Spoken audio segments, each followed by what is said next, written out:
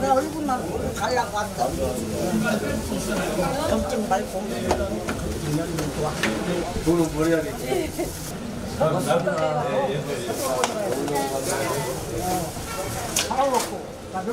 안녕하세요.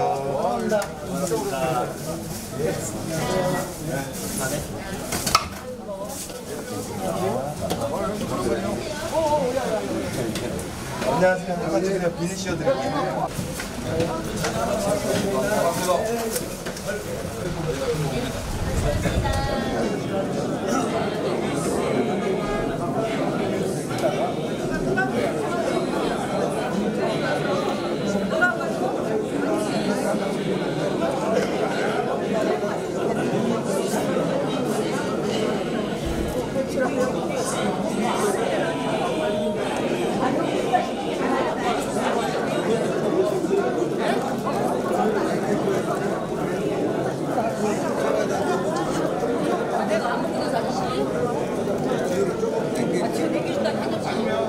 후한군수 예비후보자 김정기 후보 소개합니다.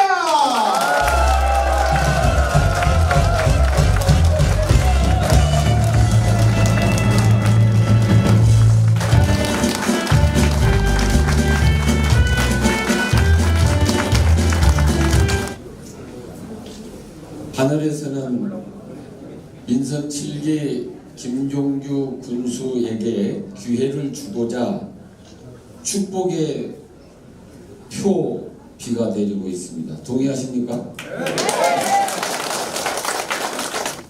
제가 부안군을 앞으로 7기를 이끌어가고자 하는 각오를 5가지로 축약해서 말씀을 드리면, 첫째, 실핏줄 복지입니다. 두 번째로는 안정된 민생입니다. 셋째는 생기찬 교육입니다. 넷째는 돈 버는 농어축산업입니다. 다섯 번째로는 소득형 관광 부안을 만들고자 합니다. 2023년도 세계 새만금 잼버리를 우리가 성공적으로 치러야 하는데, 문재인 대통령께서 첫 번째 취임을 하시고 난 다음에 첫 번째 취임이 아니라 취임하시고 첫 번째 수석 비서관 회의에서 하신 말씀이 잼버리를 유치해라 였습니다.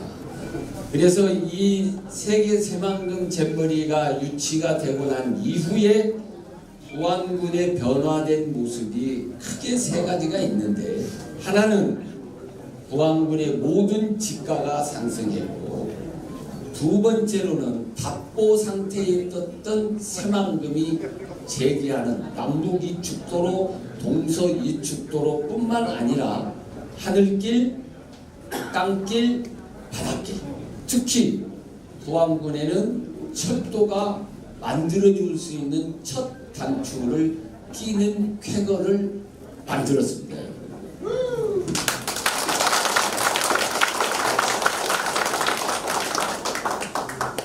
그러면 이제 복지 부분에서 말씀을 드리면, 65세 이상 어르신들에게 카드를 만들어서 목욕비 및 임의용비를 지원하려고 합니다.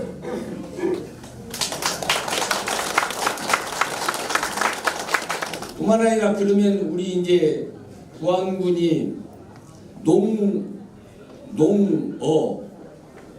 축해서 돈을 벌어야 되는데, 어민들은 어한기에 어촌 지역에 어구 제작을 하는 걸 비용을 저희들이 지원을 하려고 해요. 그러니까 자기가 고기를 잡다가 그물이 망가졌는데 자기가 그걸 AS 하면 그걸 지원을 해 드리려고 합니다. 그리고 어한기에 어려우니까 저희들이 그 어려운 부분을 타개할 수 있는 적당한 금액을 조례화하고 해서 또 지원을 해드리려고 그렇게 하고 있습니다. 그렇다면 이제 농민들은 어떻게 하냐 하면 상토비를 지원하려고 합니다. 100% 상토비를 지원을 하고 이게 농사라는 게 하늘이 짓는 거잖아요. 우리는 그 노력을 할 따름인데 이때의 어려움이 있는 게 뭐냐면 씨앗 비용입니다. 씨앗. 그래서 농사 지을 때 씨앗비를 지원을 하려고 합니다. 그렇다고 하면 이제 축산이 어려운데 축산은 앵커 상품을 만들고 군에도 축산 농가를 위한 실과도 검토를 해볼 만하다. 예, 이렇게 생각을 하고 있습니다. 민생을 맨 먼저 해야 되는데 그 중에 제일 뭐가 중요하냐면 청장년 일자리 창출이 중요합니다.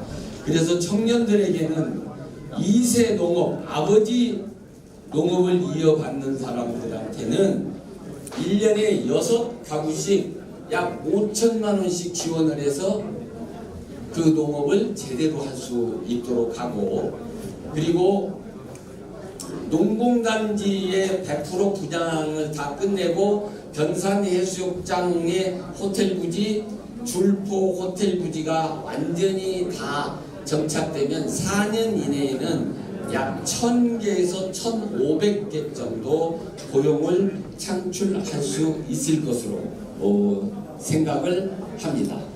그렇다고 하면은 부안읍은 어떻게 바꿔가려고 하느냐 하면, 부안읍은 여러분들이 잘 알고 있다시피 20년 전에 외곽도로가 뚫리면서 부안읍에 관광버스 하나가 들어오지 않았습니다. 그때 우리는 마음속으로 울고 한탄만 했고 어느 누구도 대안을 삼지 않았어요. 그런데 이번에 저희들이 대안을 찾은 것이 현대 골프장 주변에 수생정원을 만드는데, 수생정원의 비전은 물속에서 자라는 꽃 피는 거, 나무 심는 겁니다. 그런데 거기에 수생정원을 만들어서, 왜 전라남도만 국가정원이 있고 전라북도는 없어요? 그래서 장기적인 프로젝트는 만들어서 국가정원이 전라북도 부안에 있게 만들자. 그러면 외곽도로로 빠지는 관광버스가 어디로 들어오겠어요? 부안읍으로 들어올 수 있습니다. 그러면 10시만 되면 부안이 정막강산인데 8시만 되면 이제는 불 켜지는 부안이 될 수 있다고 저는 확신하는데 어떻게 생각하세요? 그러면 부안읍은 뭐냐면 가든 도시가 되면은 교육, 문화, 주거, 교육의 메카인 부안읍이 될 수 있다. 그러면 부안읍을 왜 그렇게 만들어야 되냐? 면에는 인구가 감소하는데 읍은 인구가 늘어나요. 그 왜 늘어나냐면 주거하고 아이들 교육 때문에 늘어나요. 그러니까 한마디로 말하면 시계탑처럼 옛날에 어른들이 봤을 때 시계탑에서 아이들 학교 보내기 위해서 손 흔들어주고 또 첫 약속을 그 시계탑에서 했던 이런 복원 사업들이 부안읍에는 만들어져야 바로 부안의 읍이 변화될 거다, 이런 말씀입니다. 새만금 내부철도 문제는 그렇습니다. 1차적으로는 어디까지냐면은 해창까지입니다. 잼버리 대회하는데 2차 새만금이 활성화가 되면 하서 부안읍, 동진, 백산, 정읍까지 연결이 되도록 저희들이 노선을 건의했습니다. 꿈을 꾸면 돼요. 꿈을 누구랑 같이? 종규랑 같이. 누구랑 같이요? 누구랑요? 종규랑. 네, 종규랑 같이 꾸면 된다고요. 자, 후께서는 지금 이 선거가 마지막이라는 말이 지금 들고 있는데 그 뜻을 어떻게 생각합니까? 무엇이라고 생각합니까? 이번에 제가 마지막이냐 또 팔기 또 할 거냐 이 말씀 물으시는 거죠? 예. 아까 우리 사회자께서 이야기했는데 그 세 번째라고 그랬는데 제가 8년의 휴식을 국민의 명령으로 휴식을 했었던 징검다리가 있어서 4년 한 것이 거의 행정적으로 맞아서 8년간 딱 하면은 나머지는 세계 잼버리 대회를 문재인 대통령님하고 이제 전라북도 도지사 당선자하고 저하고 해서 완벽하게 준비를 딱 해놓으면 그대로 이제 다음에는 누가 와도 지우지 못하고 제가 취임해가지고 1번째 했던 이야기가 뭐냐면 전임자 공약을 한 건도 지우지 말아야 했어요. 거기에 마인드와 창조를 만들어내자 했거든요. 후배들한테 물려주면 그것은 부안의 비전은 계속 멈추지 않는 열차로 갈 거다. 그렇게 생각을 해서 요번까지만 하려고 합니다. 부안읍에 사는 문윤상입니다. 감사합니다. 새만금 전벌이 대회를 성공적으로 치르기 위해서는 중앙정부의 전폭적인 지원이 필요할 텐데요. 후보자께서는 민주당에 입당할 의사가 있으신지 묻고 싶습니다. 이게 너무 막 진짜로 이게 질문을 이게 세 가지로 말씀을 드릴게요. 하나는 대한민국 대통령이나 도지사나 세계적인 대회를 만들어가는데 정당을 보고 예산을 투자하고 준비 과정을 예산을 더 많이 투자하고 예산을 안 주고 이런 대통령을 한 사람도 없을 것이라고 저는 확신을 합니다. 국회의원도 마찬가지고요. 첫째. 두 번째로는 어떤 것이 가장 중요하냐 하면은 세계 잼버리 대회는 그렇습니다. 국가 사업이기 때문에 국가에서 다 하는데 우리는 뭐냐? 젓가락 올리는 일을 잘해야 돼요. 젓가락 올리는 일을. 부안에 무엇이 필요로 한지, 예를 들면 잼버리 대회가 다 끝나거나 텐트 싹 걷어가거나 아무것도 남지 않지 않냐 이런 얘기들을 하시잖아요. 전혀 그렇지 않습니다. 세계 청소년 리더십 센터가 들어서게 되면 세계 청소년들이 매일 올 수 있는 기반을 만들면 부안은 잼버리 대회 매립비가 약 한 2천억 정도 되는데 금방 시작이 되면 거기서 말하자면 일하고 그 밥 먹고 오는 사람이 어디 군산에서 다니겠어요? 거리가 있는데 부안에서 다니지. 그런 부분에 있음에도 불구하고 국민들이 예를 들어서 이런 거잖아요. 이번 선거에 종규야 너 다 좋은디 민주당 당선되고 난 다음에 오면 더 좋겠다. 더 좋겠다. 그러면 군수가 오케이 해야 되는 거 아닌가요? 어떻게 생각하세요? 예, 주산의 이준무라고 합니다. 지금 한참 농번기인데요. 농로를 다니다 보면은 농로가 협소해가지고 농기계가 교차하는데 너무 협소해가지고 농기계가 다닐 수 있는 궤도를 만들어 주셨으면 하는데 어떻게 생각하시는지요? 고맙습니다. 제가 아까 5대 중점에서 민생이 우선이라고 말씀드렸잖아요. 농목길이 두 가지더라고요. 하나는 군에서 관리하는 거면 군에서 포장하면 되는데 농촌공사에서 관리하는 것부터 농촌공사에서는 돈이 없으면 군에 가서 이 얘기요. 그럼 군에서는 어떻게 하냐면 그게 농촌공사 거요, 군 거요 해가지고 농촌공사금의 예산을 편성을 좀 뒤로 미룹니다. 그런데 그때 제가 이제 직원들에게 하는 이야기는 이런 이야기입니다. 법적으로는 관리권이 농촌공사고 보안군하고 나뉘지만 그게 누가 사용하고 누가 그 길에서 가을에 풍년농사에서 부자되기를 꿈꾸는 농업을 하느냐는 건 국민이다. 그래서 항상 그 문제가 발생할 때마다 적극적으로 검토해서 그 농촌공사하고 함께해서 포장도 하고 했는데 앞으로 조금 말씀하신 대로 그런 도로들은 저희들이 찾아서 단계별로 추진해 가도록 제가 세우겠습니다. 예, 감사합니다. 변산에서 온 김호철이라고 합니다. 새만금 철도가 부안까지 온다고 하던데 어디까지 기대를 해야 되는지 궁금합니다. 제가 아까 말씀을 좀 드렸는데 그거 반복해서 말씀드리면 1차로는 해창. 지금 용역비가 2억이 서가지고 새만금 개발청에서 용역 그 입찰을 붙였습니다. 그러니까 그 시작이 되면 1차적으로 해창까지 되고 2차적으로 그러면 어떻게 할 거냐, 해창까지만 끝낼 거냐, 노선을 우리한테 내달라. 그래서 아까 말씀드린 대로 화서, 부안, 백산에서 정읍역까지 연결하는 걸로 노선을 저희들이 건의를 했고요. 안녕하세요. 네, 감사합니다. 부안읍에 사는 강현주라고 합니다. 지난번 공약에서 산후조리원을 만들어 주신다고 하셨는데요. 그게 아직 이루어지지 않았어요. 근데 참고로 성남시에서는 산후조리원 지원 사업이 진행되고 있다고 들었습니다. 부안은 왜 아직 생기지 않았고 앞으로의 계획은 어떠신지 듣고 싶습니다. 아픈 마음을 또 작년에 4년 전에 산후조리원을 만들겠다고 제가 공약을 했습니다. 그랬는데 모든 복지 부분은 지자체에서 하는 복지 정책은 보건복지부의 승인을 받도록 되어 있습니다. 이게 보건복지부에다 승인을 올렸더니 안 된다는 겁니다. 그래서 이제 못했는데 그때는 순실이 농락정부였고 문재인 정부 들어서면서부터 이게 공식적으로 승인이 나기 시작을 하더라고요.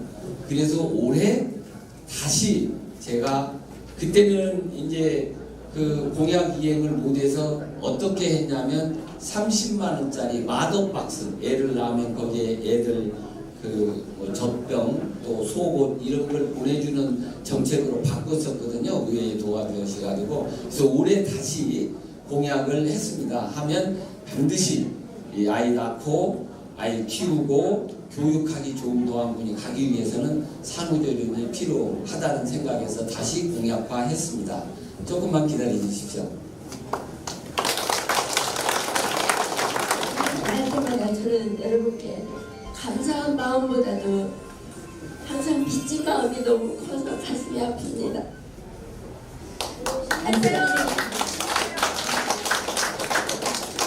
남편이 부안에 와서 30여 년을 같이 여러분과 생사고락을 같이 하면서 혼신을 다해서 정말 가족을 포기한 사람처럼 그렇게 여러분들과 삶을 같이 해왔습니다.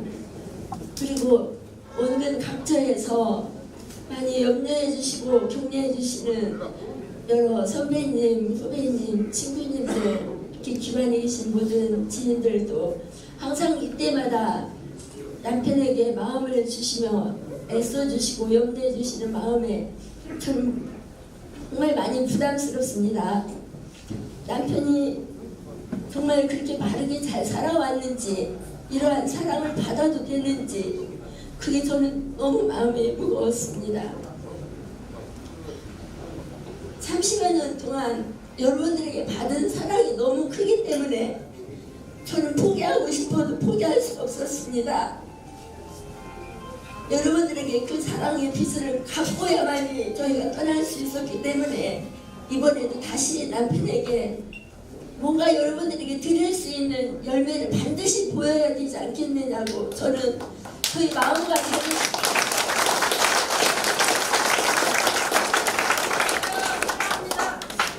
저도 남편을 가정에 돌아와서 저희 가정을 되찾고 싶습니다. 우리 자녀들에게도 아빠로서 다시 돌아오는 그런 모습이 있기를 바라지만 여러분들이 받은 그 사랑을 반드시 저희는 갚아야 되겠기에 이렇게 다시 또 도전하게 되었습니다. 여러분들의 정말 실망드리지 아니하고 사심을 전혀 없이 우리 부안 군민을 위해서 여러분들을 위해서 최선을 다하겠습니다. 감사합니다.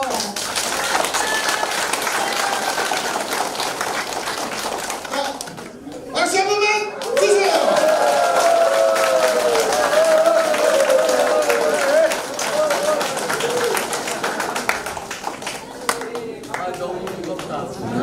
국민 여러분, 어쩌면 국민 여러분들께서는 김종규의 뼛속까지 다 알고 계십니다. 바르고 곧고 실망시키지 않도록 언제든지 지혜를 구하고 그리고 열정을 소진하지 않는 그리고 겸손하게 국민 곁으로 다가가겠습니다. 이런 모든 일들을 국민들과 함께 만들어갈 수 있는 소망을 담아서 오복지기가 되도록 이 정미소에서 함께 출발해 주십시오. 늘 건강하시고 오늘처럼 성원을 6월 13일 날 함께 국민들에게 다시 오복을 만드는 오복주기로 함께 해 주십시오. 건강하십시오. 감사합니다.